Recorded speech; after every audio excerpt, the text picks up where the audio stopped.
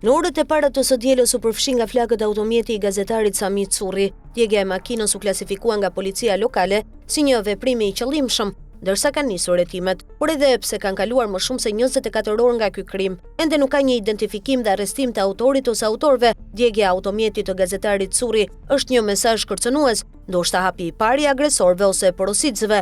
Automjeti i gazetarit ishte i parkuar rreth 30 metra nga pallati ku ai banon me nënën e tij, ndërsa nga dëshmia publike edhe nga Curri, ai u njoftua pak minuta pasi Ford Fiesta ishte përfshirë nga flakët. Autoritetet thanë se një grup hetimor, në drejtimin e prokurorisë, po punon për të identifikuar autorët dhe për të dokumentuar rrethanat e rastit. Pet gazetari e lidhi incidentin me aktivitetin e tij profesional, duke sugjeruar se zjarrvënia kishte për qëllim ta friksonte për shkak të raportimeve të tij mbi çështje lokale në Dibër. Është një mesazh që më japin për punën që bëj, tha ai. Gazetari Curri drejton media lokale Bulqiza ime dhe mjafton një ulumtim në këtë website për të krijuar ndoshta indicet e para se kush mund të dyshohet se qëndron pas kërcënimit që ju dha përmes djegjes së makinës. Rreth një javë përpara se t'i digjnin automjetin, në media lokale që drejton Curri, është publikuar një lajm mbi një operacion të policisë që çoi në pranga një shtetas bullgar, një zyrtar lokal dhe një ish zyrtar që dyshohet se janë përfshirë në skemën e falsifikimit të pasaportave bullgare. Në një tjetër artikull të publikuar rreth 3 javë më parë në media lokale të drejtuar nga Curri, denoncoheshin tenderat e Bashkisë së Bulqizës lidhur me ujësjellsin.